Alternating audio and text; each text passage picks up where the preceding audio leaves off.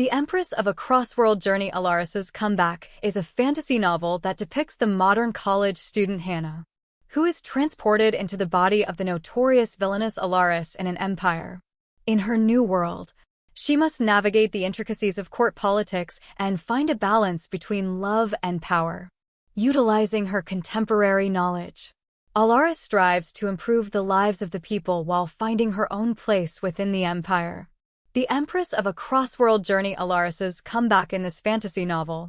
Follow Hannah's journey as she transforms into the villainous Alarice within the empire. Amidst the schemes of the court and the entanglements of love, how does she use her modern intellect to change a world? Join Alarice on her comeback journey and witness how she finds her strength and position within the empire. Subscribe to our channel to explore more legendary tales of Alarice. Prologue. Hannah was a pretty normal college student. She was a student achiever, has a normal family and few friends. She was living comfortably, but they're not rich. She was going in a pretty good college school. Her looks was average, and although she was an academic achiever, she doesn't really have that much of an outstanding skills. She's just a little above average at most. The only peculiar thing about her is that she loves reading boys' love. Yes, young MGA guy to guy sorts of things. She also did read some romance fantasy novels and webtoons, but it's not that special. Until one day a sudden magic happens. She doesn't know what happened, but when she was walking after school, bam, she got hit by a truck, and guess what? Yup. She reincarnated in a story where she is the notorious villainess Alarice Estelle de Arz, the Empress regnant of an empire, she read in the novel. Where can you read those flashy names unless it's in a story? Right. Chapter 1. Alarice sighed as she looked at the paperworks in front of her. Your hands stopped moving, Your Majesty, said the young man with brown hair and green eyes while fixing his eyeglasses. He was a man in his early 20s. A diligent guy that has been working for her for the past 4 years as her aide. He came from a noble line of Count Caleb Azure al-Rizot. A pair of golden eyes with dark bags under her eyes went to the Count. I haven't taken a bath for 1 week, give me a break, exclaimed the young Empress as she slammed her hands on the table. The Count just looked at her blankly, refusing to give a no. The festival is in a week. We need to finish these documents. Then can I just not go there and use that precious week to relax? She said as she slumped in her chair. You can't, Your Majesty. You did cause quite a stir last ball, so you must attend the next ball to reinstall your dignity as the Empress, he said earnestly, as she looked at the Empress' appearance in disdain. A woman in a baggy long sleeves, oversized clothing, a pair of loose pants and an indoor slippers as to what the Empress called it. Her silver hair's just been put up with a hair clamp and a face with no makeup. Surely no one would think this woman is an Empress. Even her own maids were crying in the first months when she arrived here and demanded that she feels more comfortable in this attire. She rarely went to balls to socialize, saying that it was the Empress consort's job to do those things and not the Empress regnant. Of course Caleb knows that she's just being lazy. Empress Alarice bite her pen and recalls what she did the last ball. Sure, she must have done something shameful, but what can she do? She's desperate to finish all these job and relax. What did she do? She barges in with her usual attire and messy hair and demanded the Emperor to sign the papers so she can now sleep. Well, the Emperor obliged and can even hear a small laughter coming out of his mouth from the amusement of the scene. Who care about looks? It's tiring to fix your makeup every day. Besides, I'm naturally pretty, so I have no need of those. Ladies usually take 4 hours to be ready for a ball. I'll just use those time to sleep, she thought. Your Majesty, enough chatter and please continue your work, urged Caleb. She sighed and started moving his hands. She glanced at the Emperor's empty working desk. What am I doing stuck in here working my bones out while he was flirting to different women? She crumpled her pretty face.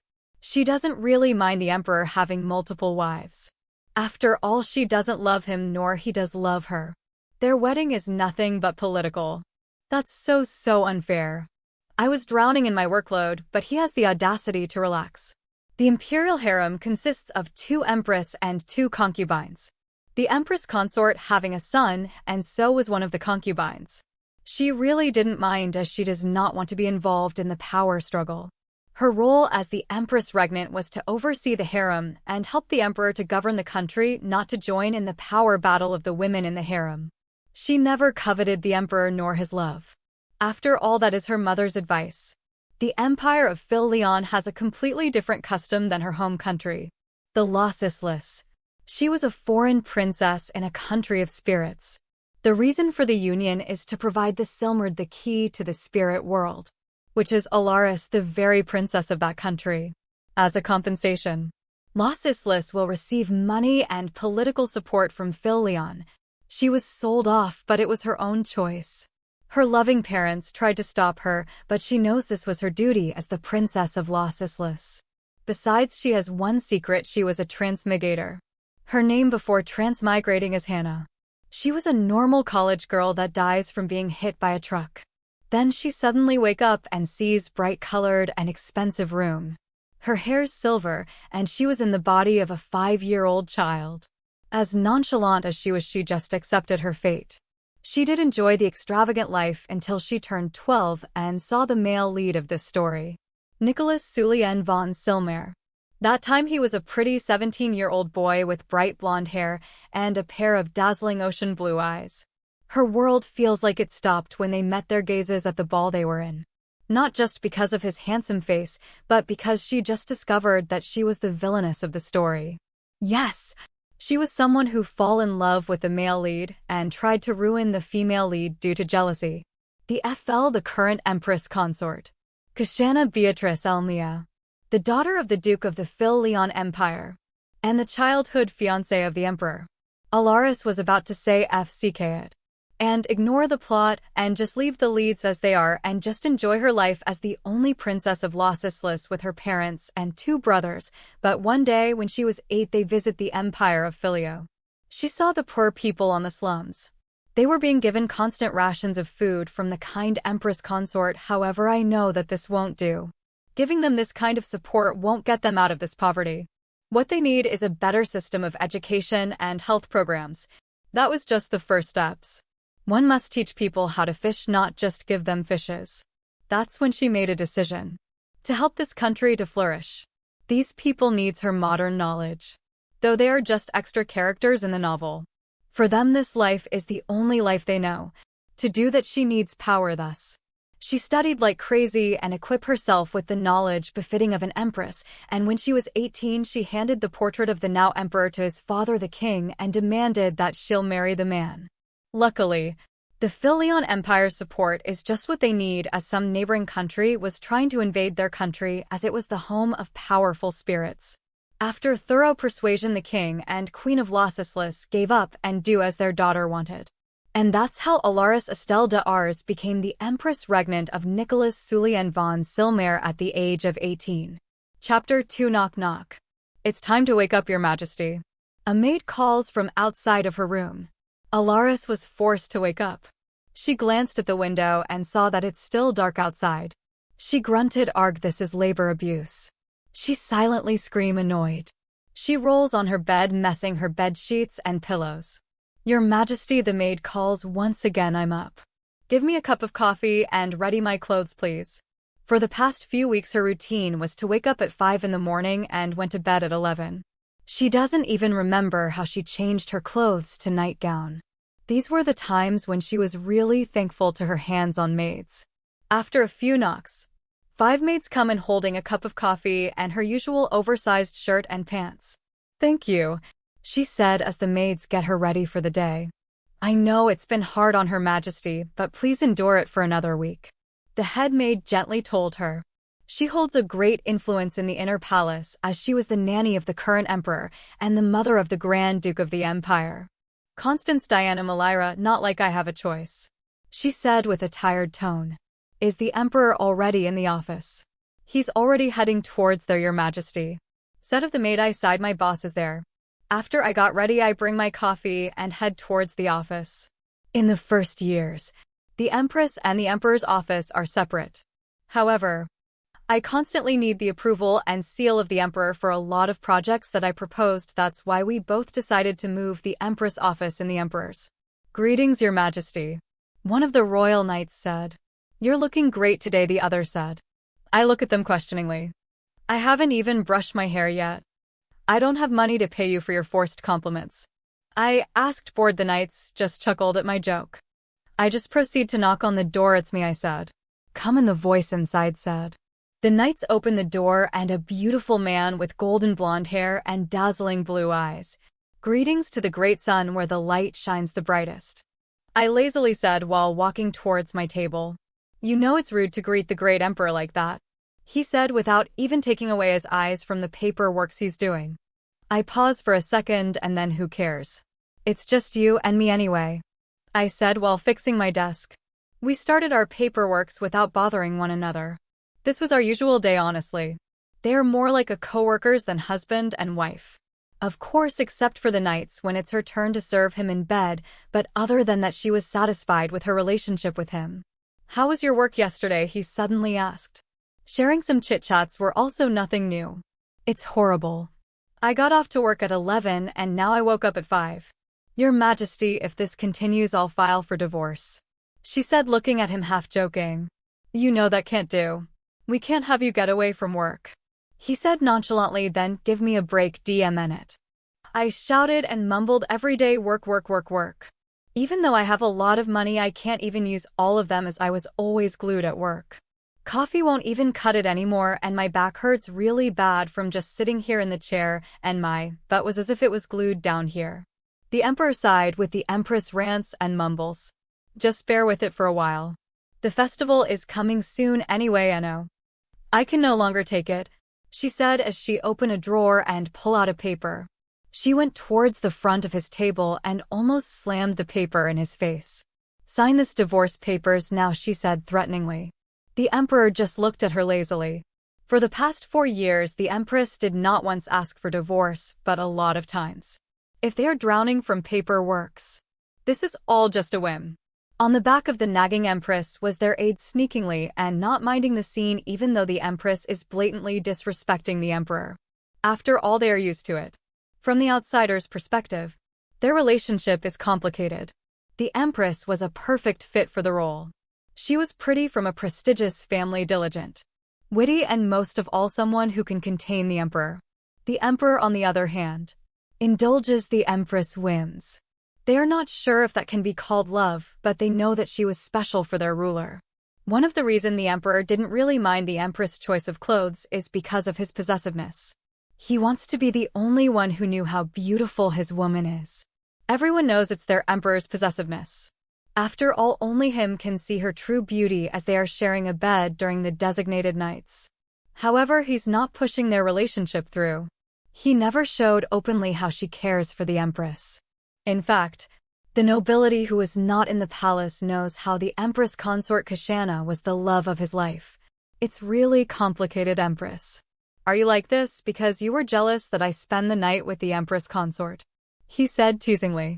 Of course he knows it's not the case. After all, she never showed interest in him, even on their first night. What she talked about was work and how to make the empire prosper. Sometimes it feels like it is the empire that the Empress regnant marry which give him unpleasant feelings. Her angry face turned to disgust. How he finds every of her expressions cute. Did you hit your head somewhere? She said in disdain as the divorce paper in her hand slipped. Absolutely not. If you really are not jealous, then why are you asking for divorce? Don't worry, my Empress regnant, I'll make sure to give you a special service and visit your quarters tonight, he said half-jokingly. It's been a while since she served him at night.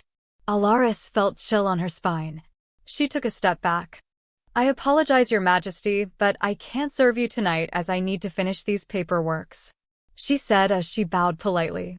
The Emperor smiled dangerously. That's too bad, ally. I was even looking forward to it, he said while still looking beautiful with a dangerous smile. She quickly got back to her table and starts working once again. The Emperor looking at the divorce paper at the floor and burn it with magic. Though he was used to this kind of whims, he still feels very unpleasant whenever he's looking at the divorce paper. You can never get away from me, my Empress, he almost mumbled. Chapter 3. For the next hours, both of them focused on their work. While there is occasional mumbles and rants from the Empress, nothing particular happens. There was suddenly a gentle knock on the door. Your Majesty, it's me. A sweet voice comes from the outside. Oh man, here we go again. I can already feel my jaws hurting from forcing to smile. Alarice grunted. Come in, said the Emperor. The door opened and a beautiful woman with sky blue hair and purple eyes came in. Despite having a child, she's still regarded as the flower of the high society. The female lead of this novel and the current Empress consort. Kashana Beatrice Elmia. She walked towards the Emperor's desk elegantly without even looking at her. Like I care. Alarice was used to this. After all, she knows that this woman sees her as an enemy. Must be the influence of the novel. Greetings, Your Majesty, she said sweetly while smiling so bright. Empress mother. A 12-year-old boy with sky blue hair like his mother and a pair of ocean blue eyes from his father comes in running towards her. He is the first prince of the Philion Empire and the son of Empress consort. Male Cashin von Silmare. Oh hello little male, I said smiling wildly, then hugged him. What are you so excited about? Well, Empress mother will make lunch today, right? He said. My favorite adobo right now. Empress mother will cook sinigang. Came a much little boy on the door. An 8-year-old boy with ocean blue eyes and dark blue hair. The second prince of the empire and the son of the second concubine. Naveen Ryzen von Silmare. I wish I could make lunch, but I have a lot of work to do. I said, come on princes. Why won't you greet His Majesty first? The Empress consort said, wow, the audacity. She didn't even greet me. Greetings to our father Emperor. Both the princes said no need for formalities. So why are you all here? Asked the Emperor. The kids were missing you, so we went here. The Empress consort said in a gentle voice. She almost rolled my eyes. You really didn't want me alone with your dear darling. It doesn't look like it is me that the kids wanted to see. Oh come on. Nicholas, don't tell me you're jealous of me. She chuckled. She deliberately said the Emperor's name to tease the Empress consort, as she was the only one who can address the Emperor on his name. Not for any romantic reason, but the law dictates that only nobles with equal or above their status can call the other nobles by their name. Of course, this law also applies for the royal family, as Alarice was the only person who is the equal position of the Emperor. Thus, she's the only one who can legally call his name. I was about to when the princes didn't even hug me, even though they missed me. Come on kids, give me a break and hug your father. I don't want to have additional work, I jokingly said. Both princes hugged their father and kissed them on the cheeks. Alarice smiled. For years ago, this guy was very awkward on his children and rarely approached them. She just pushed them together so they can be this close. After all, it was sad for the children to have a father, but not a father figure. Just like her father in her past life, Your Majesty. Please stop bullying our ally and let her take a break. Alarice's eyes sparkled as she heard that voice. She got up of my chair and hugged that person. She hugged her back and pat her head. You're the only one who understands me in this palace, Alicia, she complained. She held both of her hands and looked at her beautiful brown eyes. Let's both run away from this place, MH. Standing in front of her is a beautiful maiden with brown eyes and wavy dark blue hair. The second concubine, Alicia Vashti Lidsa. No one's going to run away, the Emperor said dangerously. Although Alarice is the only one who doesn't hear the danger in his voice. The two ladies, however, heard it. The concubine just smiled with concern while the Empress consort gritted her teeth behind their backs. Well, let's go eat, the Empress consort muttered after redeeming herself. In the huge dining area, the two concubine, the Empresses and the Emperor together with the two princes dined together. So how is my chapsui? Alarice asked the two kids. The two princes looked at each other and forced a smile. It was good, Male said, she almost laughed. Of course children won't like eating vegetables. You can eat steak if you want. The Empress consort told Male, no, let it be. It's good for the health of the children to eat vegetables. The Emperor rebutted, na patungo na lang si Alarice. This kind of behavior is what bothering me. Why would he said something that will make the Empress consort more wary of me? I made a cheesecake, so why don't we eat that with a tea after you finished lunch? Pagpapalit ni Alarice in Yuzapan. The two princes' eyes sparkled and started eating. Your Majesty, I heard my father was concerned about naming your heir. The Empress consort started. Alarice flinched. Why would she bring a sensitive topic in this peaceful lunch? Just why is she that insensitive? Of course she knows why. She now the only wife of the emperor who doesn't have children yet, so this is her attempt to exclude her to the discussion. She really doesn't want to have children. As a girl from a modern age, she knew exactly the weight of the responsibility of a parent to the child. In this world, they see children as an investment for their future or a way to gain power or to maintain it. Nicholas' expression turns dark. I don't think the matter is urgent, but your majesty.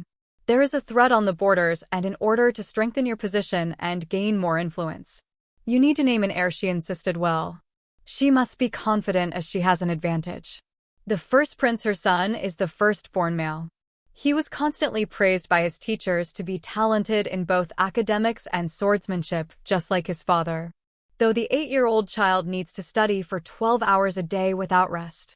His education started at 4, and it was always like this. However, does a child really need to be excellent in order to be recognized? Alarice always did her best to ease the burden on the prince's shoulders, but there is not much that she can do as she was not in charge of their education. Like His Majesty said, I don't think it's time to name the heir. The princes are still young, and the third prince is only 5 months old. I don't think it's fair to name the heir now. Besides, His Majesty is still young, and even if there is a threat in the borders, the defensive system of my family can help them delay the war in order for us to have more time to think for a permanent solution. She explained, Your Majesty. I know that you're helping the emperor in state affairs, but I don't think you have the rights to enter this kind of discussion. Don't you think? The Empress consort told her with a smile. Translation: back off, you don't even have a child. I'm just saying my opinion on this matter. I don't see any real threat that will urge us to name an heir. Is there? Do you have any other reason why you think it's urgent? Alarice continued. Translation: you just wanted to push your son to the throne. Right? Oh my. I'm just concerned about the imperial family's disposition. After all, my father as the prime minister sometimes shared his insights to me, and I just think of some simple solutions to ease your burdens. Translation: you're a foreigner, so what do you know about our country? Well, as you have known, I've also been helping His Majesty in state affairs, so I also know a lot about our empire. Translation: idiot. I've been here for 4 years helping in state affairs. What do you mean I don't know anything? That's enough, Shauna. I'll consider your suggestion, but Ally is right. I don't see the reason why it should be urgent. The emperor cut off. Alarice just shrugged her shoulders. That's one sneaky bastard. He uses the pet name of the Empress consort as an endearment to stop her advances in me, but also uses my nickname to sugarcoat that he both favors us. That night the Empress consort in her quarters was throwing things at her maids in her anger. It wasn't supposed to be like this. Why won't he name you his heir? She said as she looked and knelt down at the trembling first prince. Maybe you're not good enough and earlier. Why would you hug the Empress regnant first instead of properly greeting the emperor? It must be because of those actions that he deems you not good enough. She shouted as she dug her fingernails on his shoulders. She got up and bit her fingernails. Father is very furious. He's pressuring me to make you the heir. He thinks I'm not doing enough, she mumbled. The first prince was trying his best to hold back his tears. Oh, how he misses the gentle Empress regnant. Sometimes he wished that she is his mother. At the same time, the Empress regnant dressed herself as a commoner. Tie her hair up and get her hood. She sneakily went to the emperor's room. Finding the emperor at this late at night. Are you penned up, my empress? He asked. What you? She immediately said. The emperor chuckled. He too was wearing commoner's clothing and a hood. Stop with your nonsense, Nicholas, come on. We're gonna be late for the opening of the night market. Alarice said hurriedly. The official opening of the festival was still on the following week, but during this time the night market will be more bustling with people than average. Once a month, the Empress and Emperor will sneak out to monitor places in the capital. This is to have a first-hand experience on what really is happening. Can't wait for our date night, Ally. He asked playfully. What are you talking about? This is work, come on. She nonchalantly said as she rolled her eyes. She grabbed the Emperor's hand and they both got out of the room. Little did she know that the Emperor was looking at her tenderly. Special side story: on their first night. Their first night took place a month after their wedding, or one can just say signing of the marriage certificate. After Alarice arrived at the Phil Leon Empire, She was just greeted by just a dinner banquet as arranged by the Empress consort, saying welcoming the Empress regnant with a huge grand banquet as she arrived at a foreign country will put too much stress on her, so she just prepared a small, formal dinner banquet attended by the nobles from marquises, dukes and the royal family. Only Alarice didn't mind. For her, Leon Empire was a battlefield, and the lesser the people the better for her to deal with. After the banquet she was advised by the emperor's aide to come at his office, and there they signed the marriage contract. Well, they don't just sign the marriage contract, but also an agreement, but let's talk about that later. The Empress regnant attended a banquet a month after that. The maids were so excited that she was dressed as beautiful as they can. Luckily, Alarice's face was considered one of the prettiest in her kingdom. Her golden eye sparkles with an ametrine necklace and earrings she's wearing. Her silver hair was tied in a half bun, was curled and adorned by a tiara made with ametrine gemstones by the maids. Her gown was an elegant body-hugging purple gown. "Your Majesty, you truly are beautiful," the maid Laura exclaimed. She smiled, "Oh, thank you." That night when she went to the banquet hall, the guests all stopped and looked at her. Her appearance just took their breath away. After greeting the emperor and talked to some lady for a while, she went to the garden outside for fresh air. Really, socializing is exhausting. She was about to sit down on one of the bench, but she heard voices. "I said I don't want to," a female voice said. "Come on. I was kindly offering you a drink. Why won't you accept it?" insisted by the man. She went to find the voices and saw a man with brown hair and a woman with black hair. The man was holding a glass of wine and insisting the girl to drink it. Alarice was smart when it comes to academics and politics. However, in both her lifetimes she only focuses on books in order to learn things, but rarely socialize, so she knows little of the dirty things of the world. Thus she can be called a street dumb person. She snatched the man's wine glass and drank it in one go. "There, the wine is finished. Stop bothering her already," she said. The man paled when he saw her and ran away. The girl was trembling and cannot even look at her. "Why, I thought she'd be happy." "I am. I apologize, Your Highness," she said, then Rania. Why, she was stunned for a while. Maybe people here doesn't really welcome her. She decided to just go and rest to her quarters as it's getting hot for some reason. Is this the after effects of alcohol? She asked herself. She's feeling weird, and for some reason she's starting to breathe heavily. What's wrong with me? Is there something on the drink? She wobbled her way towards the hallway. When her knees gave in, she was about to collapse, but a strong arm supported her. "What's wrong with you?" asked the man. She looked up to see his golden blonde hair and ocean blue eyes. She doesn't know why, but she needed this man. She held his arms tightly and teary-eyed plead. "Please, I feel weird." Nicholas doesn't know what to do with this woman. Her beautiful golden eyes sparkles with her tears. The moment she enters the banquet hall, he wanted to just grab her and hide her from those vermin who's looking at her. She was so beautiful that he wanted her all to himself. When she suddenly disappeared at the banquet hall, he leaves to find her. That was when he saw a lady running. When the lady saw him, she stopped and bowed her head while trembling. Please, Your Majesty.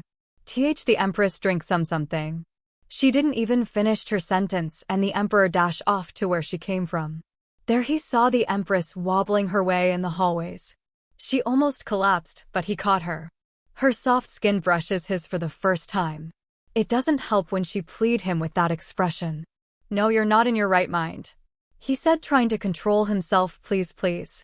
Just think of it as helping someone in need, yeah," she said, and suddenly pressed her lips on his. It's probably also that he drinks a few alcohol that he feels the heat spreads in his body quickly. He doesn't even mind that she was touching him. Touching the body of the emperor without permission is considered as contempt. Even the Empress consort asked for his permission to do so. But he can forgive this woman. As long as he can hold this new toy of his, he can forgive some of her whims. When the Empress regnant pulled her lips, he smirked. "Don't regret this," he said as he took her lips once more and gave her a deep, proper kiss. He lifted her up while still kissing her, and the Empress responded by putting her hands around his shoulders. Censored, Alarice woke up. She feels a heavy something on her. She grunted and moved to face the other side. She feels the arms around her tighten. That's when she slowly opened her eyes. What she first saw is a pair of broad man's chest. She stopped for a second, then closed her eyes again. Yep, I'm still dreaming, she said as she tried to go back to sleep. She suddenly feel a soft moist something pressed against her forehead. She get up suddenly. She flinched as she feels her whole body sore. Especially down there. Ijanala Naya ang tinge Naya sa palagid. This is not my room, I mumbled. Why? Do you prefer doing it to your room? Asked the voice beside me. I slowly looked at the person beside me and all the colors on my face fade when I see the Emperor lying naked beside me. That's when memories of last night came to me. Isn't the cliché way of these things is that I can't remember a thing. But she clearly remembers all her stupidity. She wanted to cry and just bury herself on the ground. I committed a grave sin, Your Majesty. Please forgive me, she said, trying to compose herself. She tried to look for my clothes and saw my dress ripped. It costs millions of golds. Alarice was about to stand up, but she feels her waist in so much pain and almost collapsed, but the Emperor caught her. Thank you, but I need to go now. She tried to get away from his embrace, but stopped struggling when she felt something hard down there. Well, it's one of the Empress' duty to serve me. Her Emperor, you also felt good last night, right? He huskily said as he bit her shoulder. His hands started to roam around her body. She feels dizzy from the weird feeling. Your Majesty, I just woke up, she said as an attempt to stop him and also herself to indulge in this act. He didn't say anything and lay her at the bed. She blushed when he saw his hard member. That thing was inside me last night. No wonder it hurts. He held her hands and put it in his face and kissed it. Don't you also want to feel good? He said as he stared at her. She put her hands on her lips to cover her embarrassment. Are you sure you don't want this? The Emperor said as she started roaming his hand on her thighs. She tightly closed her eyes, giving in to temptation. Just please be gentle, she said. Emperor Nicholas smirked at continued 7 days after. Alarice grunted. It's been days since they've been in the room. The only break that she gets is when she eats and nothing more. Your Majesty, I'm tired, please, she pleaded. This is the last one, he said as he slammed his body in her. She grunted. She can't even count the number of times that she passed out.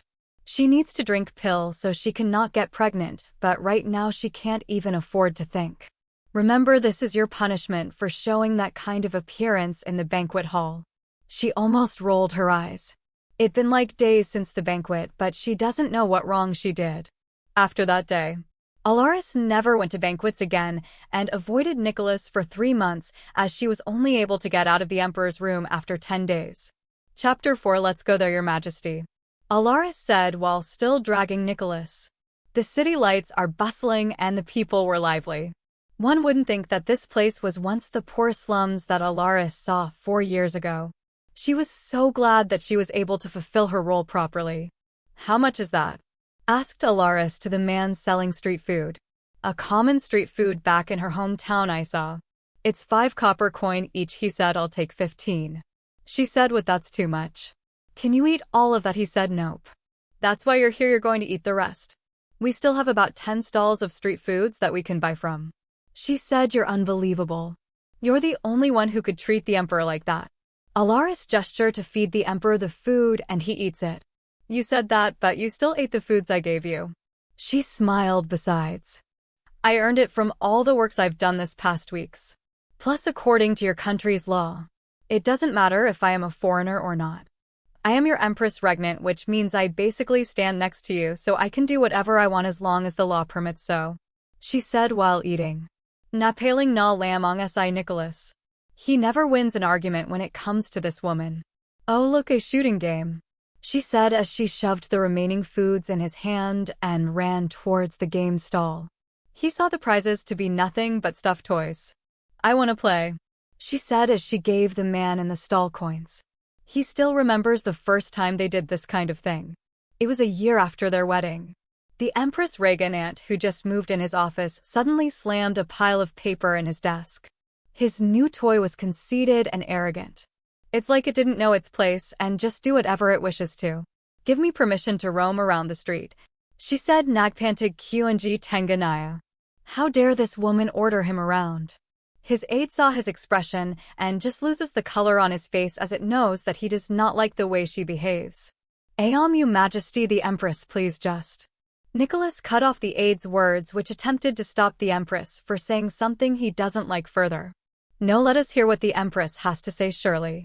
It will be interesting, as she needed to act rude. Oh, I apologize for being rude, it's just that I need to see the situation firsthand in order to see what further development I can do in the streets. However, the law states that I need your permission. So please, can I go to that street? This time the Empress said less rudely. This woman is strange. Even though she was raised as a princess, she rarely behaved like one. She was fearless that she can get killed for earning someone's contempt due to that fearlessness. But why would I care about those lowly commoners? They are the minority. They won't affect the progress of the empire that much. She opened her mouth in disbelief. For Nicholas, it's normal for nobility, let alone royals, to neglect the minority of individuals. After all, a ruler has so much on his plate that he have to cater to everyone's needs. Are you stupid? Alarice finally said. That's his last straw. He drew his sword and pointed it at her slim white neck. She got takes aback. Say one more word and the Empress seat will be vacant. One more.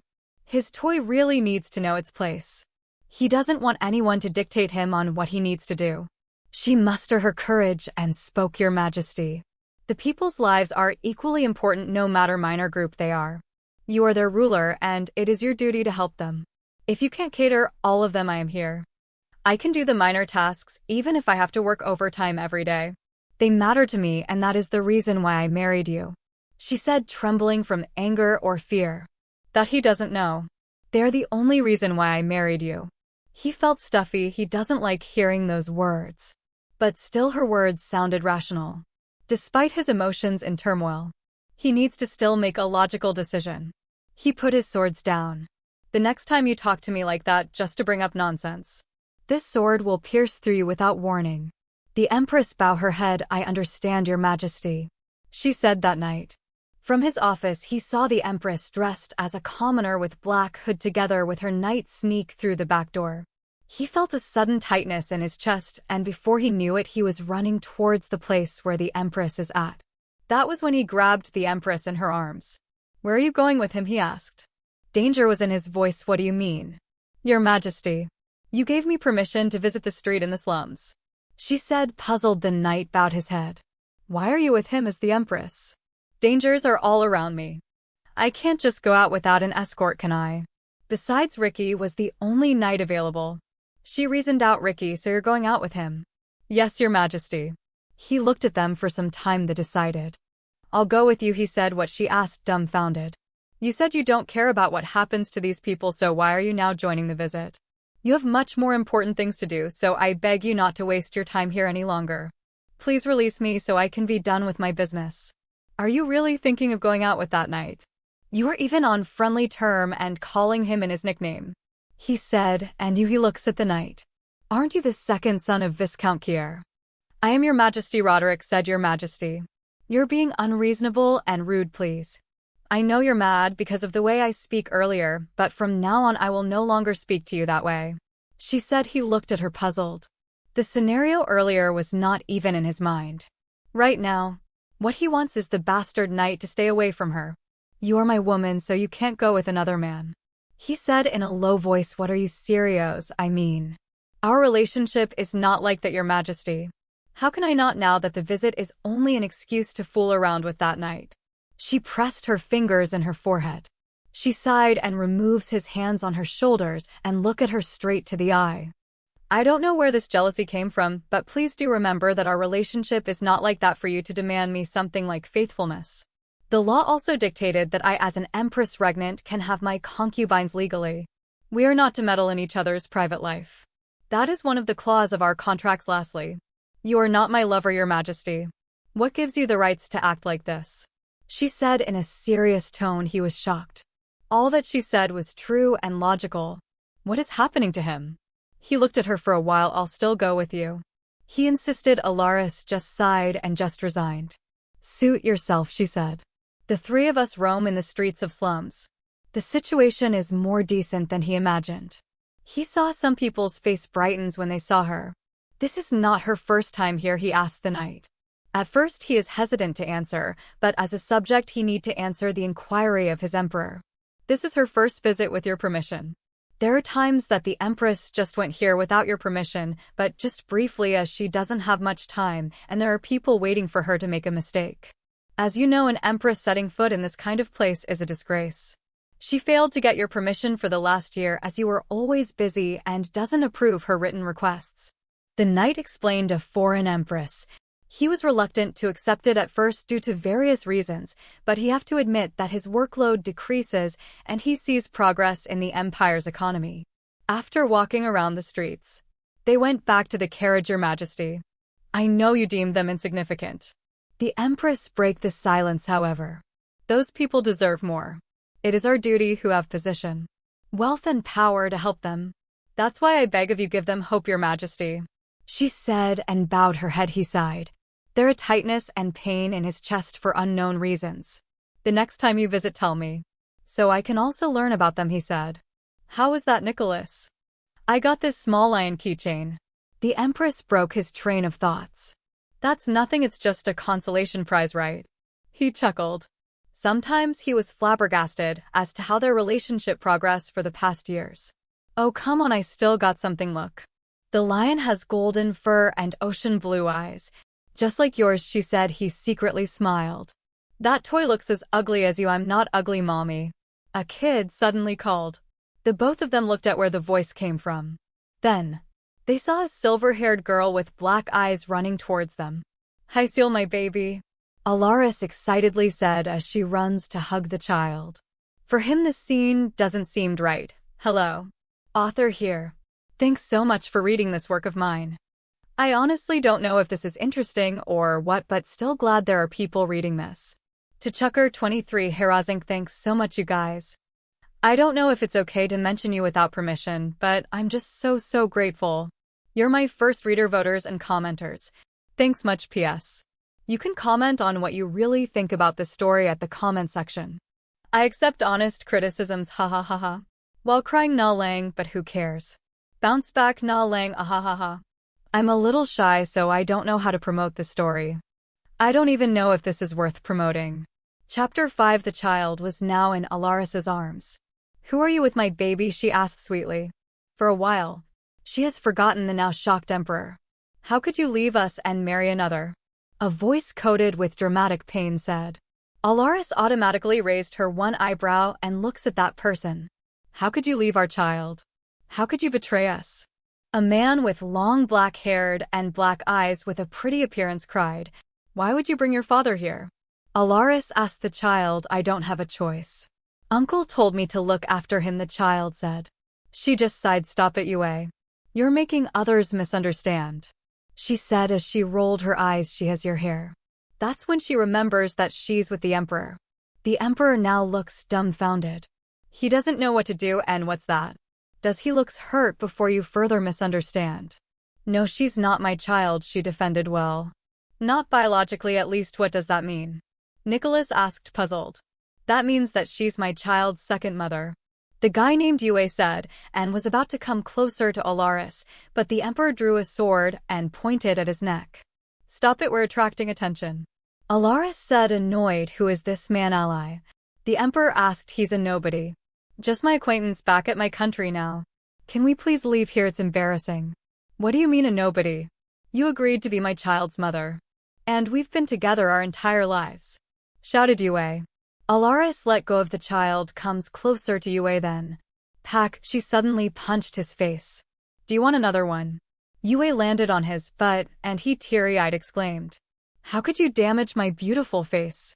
This is blasphemy. I am a masterpiece of our creator. Please don't mind my father. There's something wrong with his brain, but he's a good person.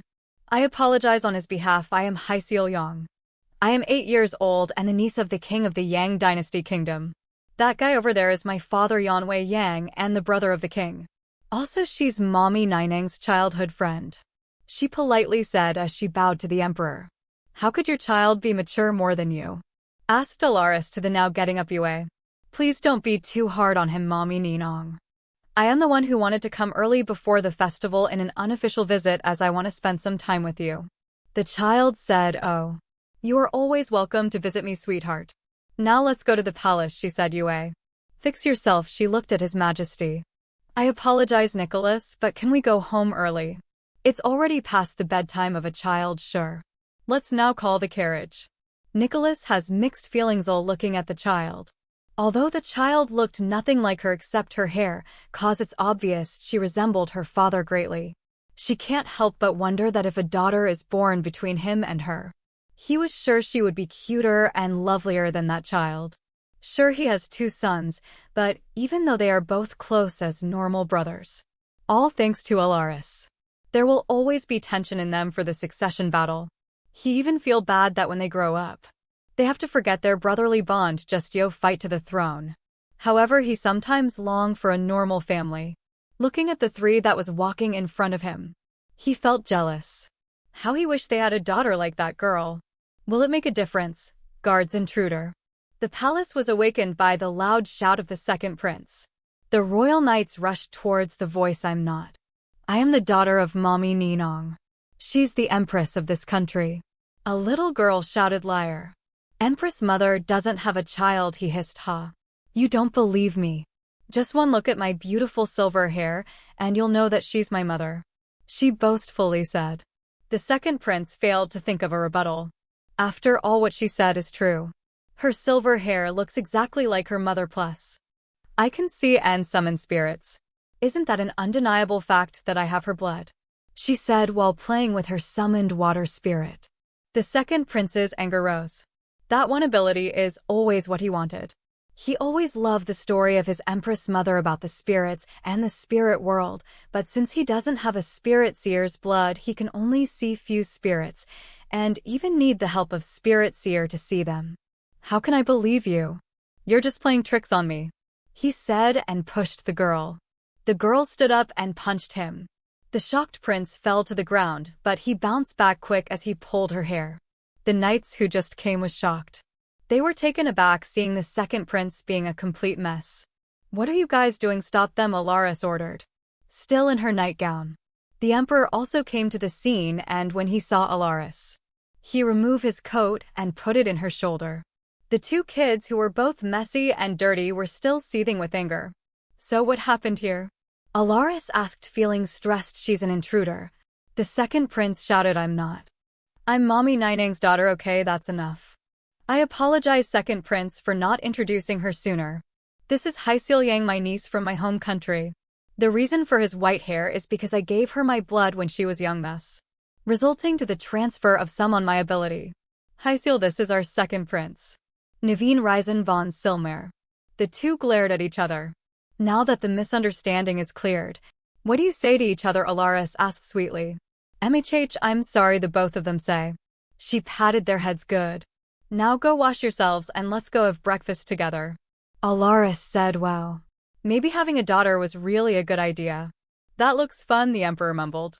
Little did Alarice know. A naughty kind of dangerous awaiting her. Chapter 6. Nicholas not just once thought of a child between him and Alarice, but every time he brings it up, Alarice will coldly shut him up by bringing their contract for years ago. During those times, he wanted to go back and punched himself. The contract that binds them more than their marriage. That night after they singed their marriage contract, the Empress regnant came to his room. "Don't expect me to sleep with you because I won't." That's what he coldly said. "Oh, I don't have that kind of intention. I'm here because I have a proposal," she said and sat in the chair of the room. "Just so you know, I'm not here because I love you or anything like that. I wanted to change the slums of this country. Grant me the power to do that," she said. "Do what you want. Helping me govern this country was your job anyway. Just don't try anything funny. I'll always monitor you. Then give me autonomy on making decisions about projects that I'll propose. I know you don't want to see me, so this will save us both the time. How can I trust you? Do you think I'm stupid? Whatever it is that you're trying to do, forget it. What's with your animosity? We both agreed to this marriage and both benefited from it. What I'm asking is just an autonomy to do my job so we can save our time. We both don't want to see each other anyway, so what's your deal?" She said, annoyed. "And what if you embezzled money? You said you'll be watching me anyway." Just put someone on the disguise as my aide to monitor my every move. How can I be sure you won't do harm in the imperial family? She looked at him puzzled. Then, after a while, her eyes widened. Oh, so you were worried I'm gonna hurt the Empress consort, or your children, or your concubines, and be some kind of evil Empress? She said, then laughed. That's classic. He felt annoyed as he think that she is making fun of him, but still can't deny how pretty she is in her nightgown and her bright laugh. He always think that she's pretty. That's why he hates her. He feels like she'll bring drastic change in his peaceful life. Even just them being in the same room will definitely made the Empress consort whom he was with since they were kids cry in pain. He hates to see the person he cherishes the most and the mother of his prospective heir in pain. That's why he needs to shut down whatever it is he is feeling. Shut your mouth, he said. Okay, I'll stop. She said, then continued. Then, like I said, let's make a deal. But this time in paper so we can have clearly know each other's boundaries. For while they discuss their wants to each other and write it down, they come up at this list. 1. The Emperor will give the Empress Regnant permission on management of developing the capital when it comes to health and educational system. 2. The Emperor will provide enough monetary support to the Empress Regnant in order to implement the project proposals for the management of health and educational system in the capital. 3. The Empress Regnant will let the Empress Consort manage the inner palace. 4. The Empress Regnant will let the Empress Consort manage the imperial harem. 5. The Empress Regnant will let the Empress Consort still take the center of the high society. 6. The Empress Regnant will do no harm whether physical, emotional, or mental to the Empress Consort, the prince, or even the concubine. 7. The Empress Regnant can't step foot on the Empress Consort's palace without the Emperor's permission. 8. The Emperor will personally provide aid for the Empress Regnant. 9. Both parties are to not meddle in the other's private lives. 10. The Emperor and Empress Regnant agreed to divorce each other after 6 years in marriage. There the Empress hold the paper up. Looking at the conditions, one will think that it will be much favorable to the Emperor, as she was deprived of the rights of the Empress Regnant and passed it on to the Empress Consort. But the woman right across to him doesn't have the slightest dissatisfaction about the agreement. Oh, we forget something, she said, and started writing. Then she showed it to him. You have no objections. Right. 11. The Emperor and Empress Regnant must not have children during the course of the marriage. If it happens to conceive one, they must abort it. Ha, how arrogant. Do you really think I'd like to have a child with you? He said. Unexplained anger and annoyance rose through him. He should be happy, as this was his original plan anyway. The Empress Regnant having a child will shake the power balance in the inner palace. After all, even if she was a foreigner, her being a spirit seer is a huge asset, especially when the child born between them inherits her ability, his swordsmanship and her spirit seer ability. The child will be no doubt exceptional. For a while he felt the rush of disappointment, but he brushed it off immediately. Oh, I know you won't. But the elders and the nobles were hoping for our child. Right, after all, with both of our abilities, our child will probably exceptional, or worse, a human weapon. We both don't want that, she said. Good thing you know now, sign the paper. He commandingly said. The Empress obliged. After they both signed the agreement, she immediately stand up and went to the door, but stopped for a while. And, even with the agreement, I'm not really against sleeping with you. Of course there are risks, but I still know that it's still my duty as your wife to serve you in bed. Though you have many wives and you might not need me anyway. I'm just saying that I won't neglect my duty as your wife. Besides, I'm quite curious. I've talked to Alicia about how you spend the night with her, and she was very much satisfied. Good night, Your Majesty, she said, then slammed the door. The Emperor was left dumbfounded that he can't even know what to feel. Nicholas chuckled as he remembered that memory. Even though after they spent their first 10 nights together she avoids him for months, he found her amusing. You're handsome, but you're not Mommy Ninang's type. His train of thoughts were cut off when the little girl spoke. They were currently in the glass house for tea time. Alarice was preparing sweets, and the second prince was supposed to be with this little girl. He has the urge to pinch her chubby cheeks as she looks adorable in her pink dress. Our daughters are really this different, he asked to himself, though he loves his sons. He never really find them cute after they turn 2. Male became mature so fast, while Naveen often throw tantrums and is very hyper as he was spoiled by Alarice. But this girl is different. Though she looks like 8, he still can't help but think that she's so adorable. For a while he felt envious to Hyseal's father. "What do you mean I'm not your mommy Ninang's type?" he asked, riding on this silly conversation. "Mommy Ninang likes men who is tall, dark and handsome," she said. "That's what she always tell me, really. But she married me. That's actually surprising. Because I found this on Mommy Ninang's room. Looks like she was not contented with you," she said as she flicked her fingers and lots of posters and books suddenly came out. The moment he laid his eyes on those books and posters, he was taken aback. The Empress have these things. There are like 100 posters of tall, dark and handsome topless men with what's that? Other men as their partners. Some were almost graphics, as those men were on top of the other men. The door slammed open in the glass house. The raging and red Alarice came. "Hyseal Young, how can you bring out my yaoi collections?"